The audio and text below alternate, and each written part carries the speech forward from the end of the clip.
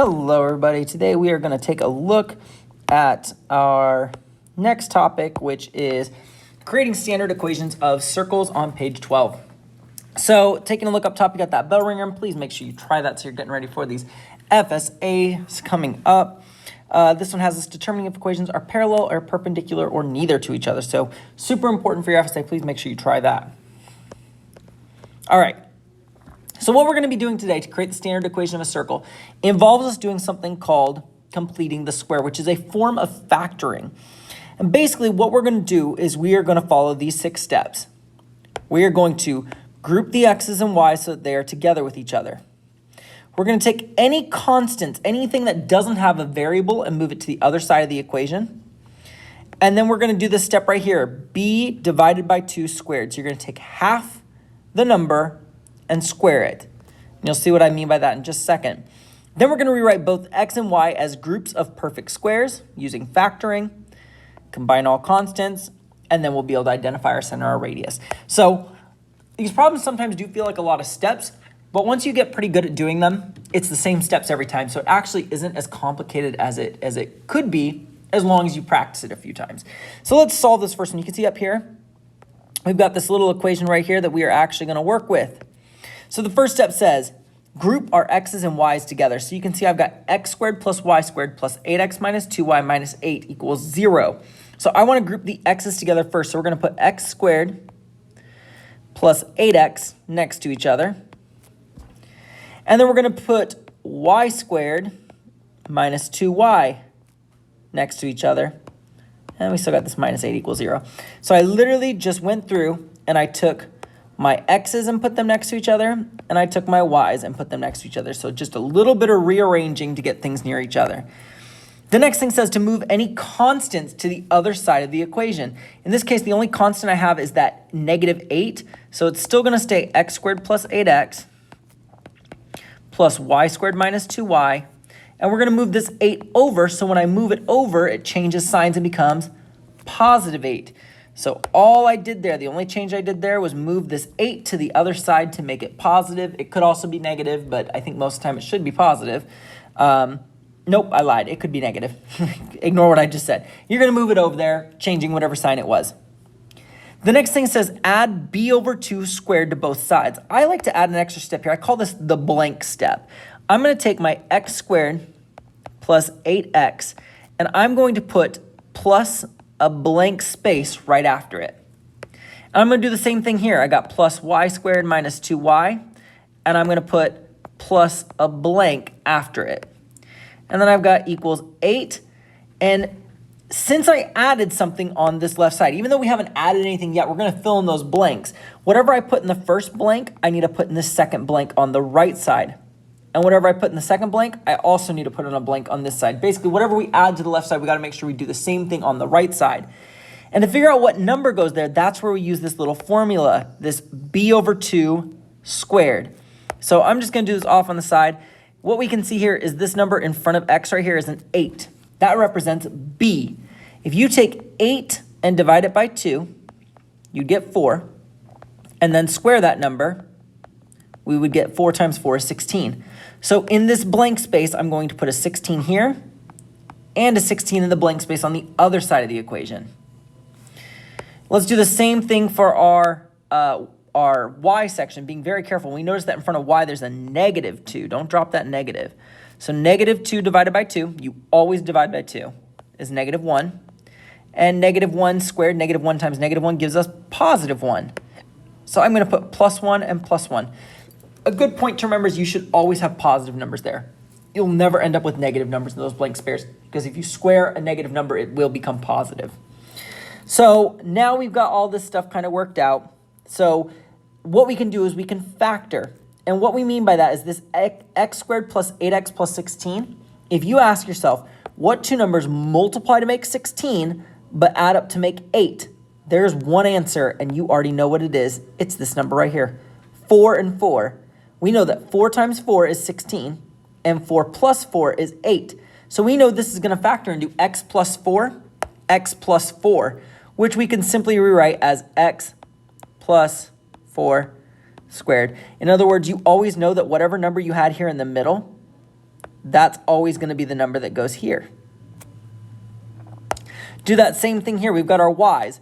What two numbers multiply to make positive 1 but add up to make negative 2? Well, look right over here. We know it's going to be negative 1, and that's why that negative is so important. So it's going to be y minus 1 squared. And on this side, we have 8 plus 16 plus 1. All right, step 5 said combine all of our constants together. So we have x plus 4 squared plus y minus 1 squared. And then 8 plus 16 is 24. 24 plus 1 is 25. And for the final question, it says identify the center and the radius. The center is using what we did yesterday. 4 and negative 1, so it's going to be the opposite sign. So x is negative 4 and y is positive 1, changing the signs from what we see. And then the radius is equal to the square root of this number. So the square root of 25, which is 5. So our radius is 5. All right, taking a look at these questions, we got 4 questions to practice, and then on the back side, just some extra practice for you. So let's do a couple of these together. Let's try a few of these and see how we can do. So it says write this in its standard form. So again, using our steps, we're going to group the x's together and group the y's together. And then I'm just going to kind of mix some steps together. We can do a few things at once. Let's group our x together. And I'm going to put my blank here right after it. And then we'll group our y's together, plus y squared minus 2y, and put our blank here. And I'm going to instantly move that 26 to the other side. So that negative 26, I'm going to add 26 to both sides to cancel that. And I get positive 26 on the right side, making sure that I put a plus blank and a plus blank to represent, we'll call this one A and A, and this one B and B. So we're making sure that we represent our A and our B blank. All right, so the number in front here, the number in front of x here is that 6, that's my B. And the number over here is that negative 2, that's going to be my B over there. So making sure we can identify those numbers, and then we're going to do that step where we take half that number and then square it. So taking 6 and dividing it by 2 gives me 3, and 3 squared is 9. That's the number that goes in this blank. And it goes over here as well to be the matching one. Here I've got negative 2 in front of y, so negative 2 divided by 2 is negative 1. Negative 1 to the second power, negative 1 times negative 1 is positive 1, and positive 1 goes in this blank and goes over here to match. And just to kind of explain this step a little bit better, because maybe it was a little confusing up top, noting next that we are going to look at this chunk and this chunk separately. So we would look at that x squared plus 6x plus 9. We'd say, what two numbers multiply to make 9, but add up to make 6? So the only numbers that would multiply to make 9 and add up to make 6, again, the answer is always right here. It's 3 and 3. 3 times 3 is 9, and 3 plus 3 is 6. So this would factor into x plus 3, x plus 3. And just like I kind of mentioned up top, but it was a little bit harder for me to show it because there wasn't a lot of space. When you take x plus 3 and multiply by x plus 3, you can rewrite that as x plus 3 squared.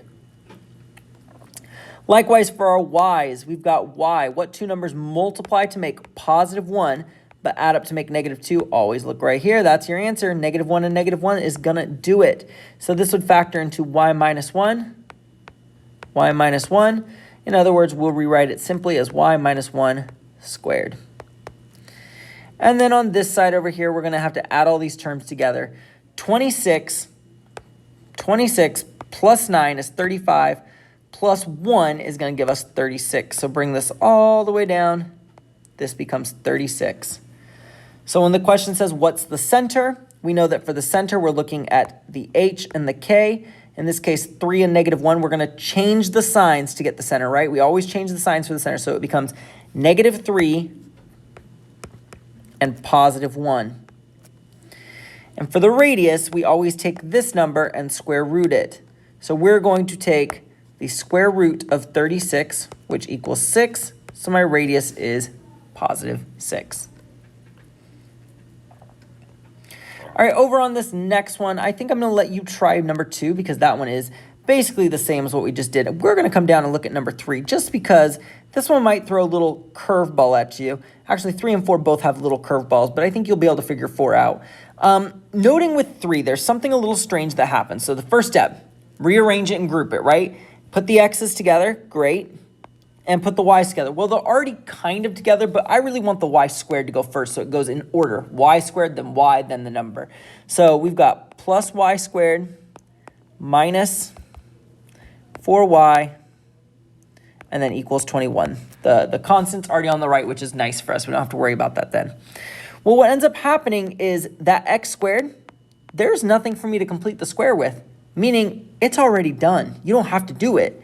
All we have to do is the y in this problem. So y squared minus 4y plus blank. So on this right side, the 21, stop doing that. On the 21, we only have to add a blank to one space. So it actually makes the problem a lot easier because we have less work to worry about. So I'm going to bring down this negative 4. We know that negative 4 divided by 2 is negative 2. And negative 2 times negative 2 is going to give us positive 4. So in this blank, I put positive 4 for both of them. And when I come to this factoring step, we know this x squared is going to stay x squared. There's nothing I can do to it. But that y squared minus 4y plus 4, what two numbers are going to multiply to make 4 and add up to make negative 4? Again, you don't really have to ask yourself that question because you know it's going to be this. It's going to be negative 2 and negative 2. So we know this is going to turn into y minus 2 squared equals, on the right side we have this 21 plus this 4, which is going to come down and give us 25. So for our center, remember that if there's nothing being added to x squared, if it's just x squared by itself, that represents a 0. So my center is going to be at 0, and then that y minus 2, we're going to change the sign to positive 2. And then for the radius, we just take that 25 and square root it. And in this case, we would get 5. So my radius equals 5. Again, I think you'll be able to try this next one. Number 4, you can see that the 20x is on the left or the right side and the 96 is on the left side. So we definitely need to move the 20x over to the left so it's paired up with the x squared, and move that 96 to the right side so it's by itself. So let me know if you have any questions on that. Hopefully this is a good overview of what you need to be able to do, and you're going to be set to be able